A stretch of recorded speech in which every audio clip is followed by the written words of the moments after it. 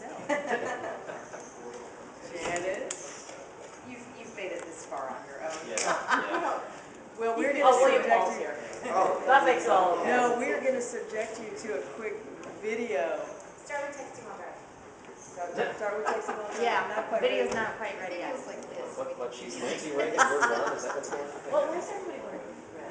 We had our class photo today where you know, all the council members and the controller, we do one picture where everybody's there. And So you try to get them all. And Councilmember Adams decided that we ought to be color coordinated, so the guys were in red ties, and of course there were always a couple of outliers. Yeah, I noticed Councilor Kennedy. Thank you.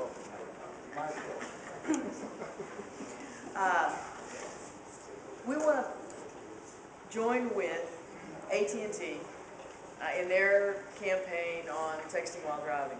You know, there's a major media campaign going on around the country and around the state about this serious problem of texting while driving.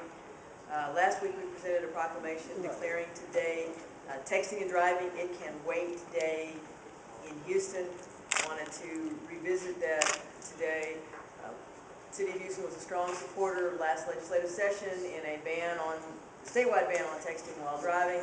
We, along with our colleague cities, will be supporting that when we get to when the legislative session starts again.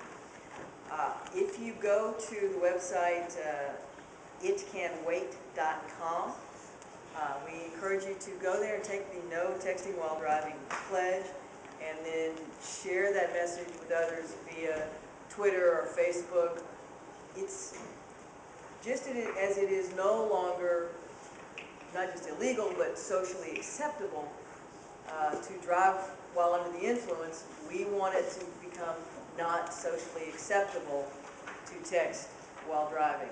And we can't wait for legislation. We have to all, as citizens, come together and send a strong message to our peers that we're in a car with you, we're going to take the phone away from you if you decide to text while driving, that it's a dangerous habit, and that we personally pledge not to do it. More than 100,000 times a year, there are automobile accidents with injuries where the driver was texting. And there's absolutely no text that's worth dying for. If you have to text, pull over. A lot of folks say, well, I'm not texting, I'm just reading my messages. Same thing. Or I'm not texting, I'm on my phone and I'm just looking up a phone number. Same thing. Your eyes are off the road and you are a distracted driver. So, end of sermon on that, but we really hope everyone will help us spread the word and work with us in Austin, work with us nationwide to end this with a lot of the social pressure that I know we can bring to bear. Also want to update everybody on our bark pet adoption campaign. In 1 month now of working with Houstonians in an aggressive adoption campaign through BARK.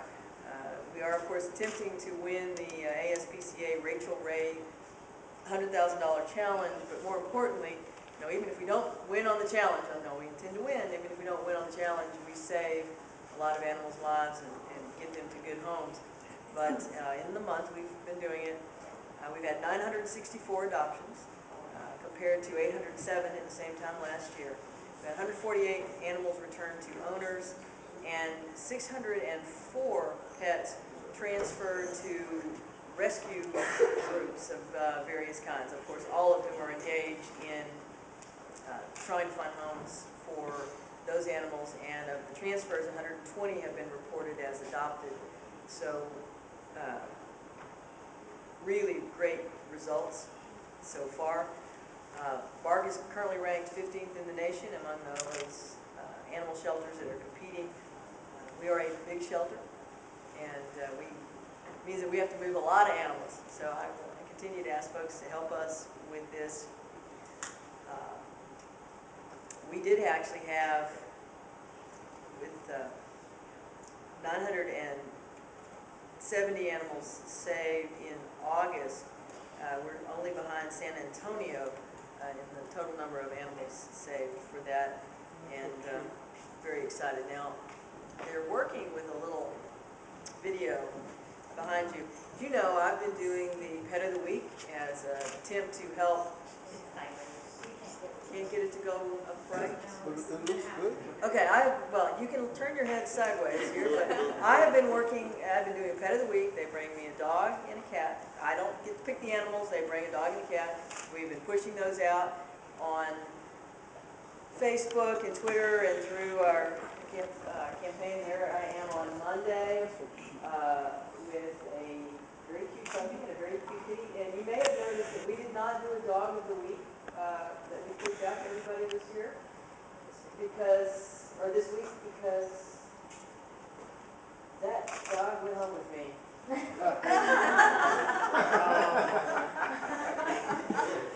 You had to pick it or river. I already have 4 rescue cats at various stages of life, and see, he's very cat friendly.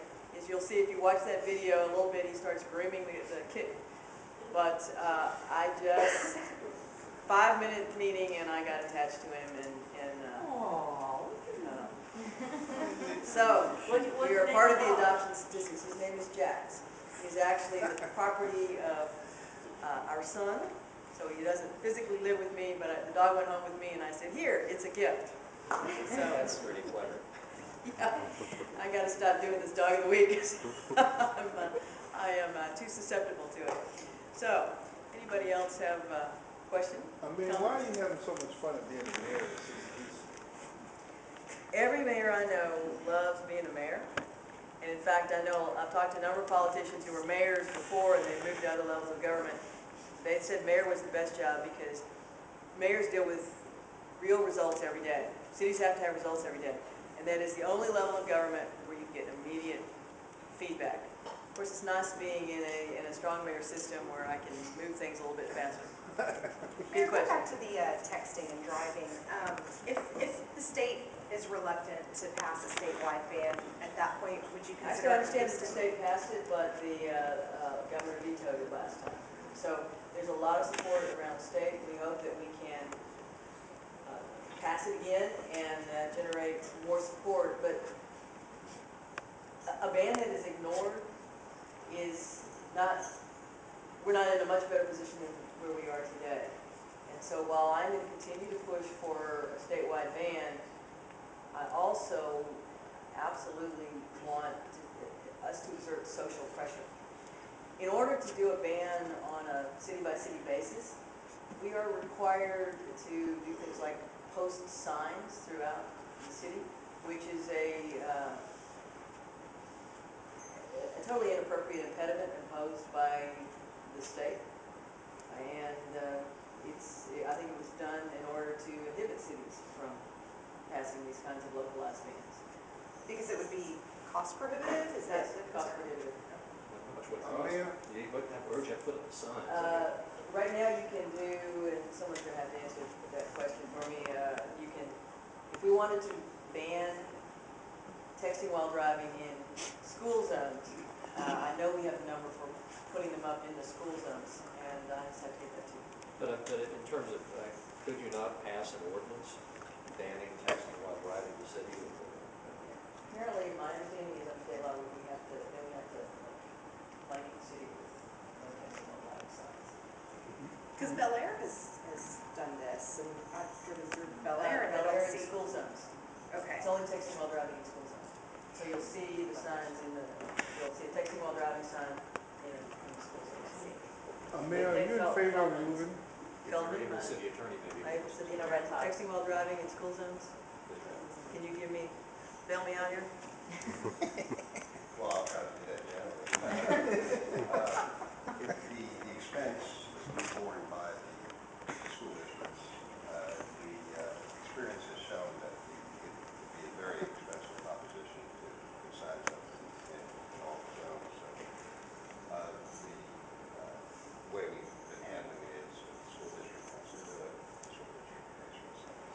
Can talking we do it citywide? She citywide. wants to know if we could do it citywide and we'd have to post signs and, So we would have to do it with cooperation of school. But we can only do it in school zones, just localized. I stand corrected, we can only do it in school zones today, we don't have the ability. So the city does not have the authority to ban texting while driving on. There's no state law that provides for it. But the state law, I know state law provides for banning it in school zones. Right. Okay. So But I- there needs to be I- enabling legislation passed by the state to allow cities to impose a ban on texting while driving. All, it would have to be authorized under the transportation code. Because they vetoed it last session. That's Correct. correct. Mayor, where do you stand on the whole mobile food trucks in downtown issue? They had a big hearing about it yesterday, a lot of it came down. Well, I would not have assigned someone to work on the issue of mobile food trucks if I didn't think it was a good idea to upgrade the ordinance. But this is a democracy. We have, after more than a year of stakeholder meetings and discussions, brought a draft forward. It was presented to council committee, who will put it up for public comment. I'd love to see us pass something, and again, I started this ball rolling, but it's a matter of support around the council table. Mayor, are you in favor of food trucks being in front of brick and mortar restaurants in the rural areas? Food trucks are, under no circumstances, would be allowed in front of brick and mortar restaurants. If you were here for the presentation yesterday, food trucks are not allowed to operate in the right of way, absent special permits. And so when I say food trucks are not allowed to operate in the right of way, that means they can't pull up in front of a brick and mortar restaurant. And that's the rule today, and that's still in the proposed ordinance. But we're going to have lots of time to sort it out. Mayor, are you willing to revisit the idea of having food parks in Tranquility Park and parks downtown? Like the Sabaret, big fight we had about 7 years ago with that. I'd really like to deal with the issue of mobile food trucks, or the mobile food vendors, the food trucks, first before we launch off into any new ventures. But you can see, and as you would see today, if you were out here, we give a special permit for the mobile food vendors to be here for our City Hall Farmers Market. They're extremely popular, and they are clean and efficient, and they operate entirely within ordinance and really standards similar to those brick and mortar restaurants. Are you willing to reduce the cost of propane that each one of those food trucks will have to? The proposed ordinance changes have to deal with the issue of the propane tanks. There's currently a ban on, without special permit, on them being in the downtown area because of their propane tanks. I would point out that a number of the brick and mortar restaurants that have outdoor seating put propane tanks and heaters on their patios. So this is actually an element of our ordinance that makes no logical sense, and we need to deal with it. Thank you.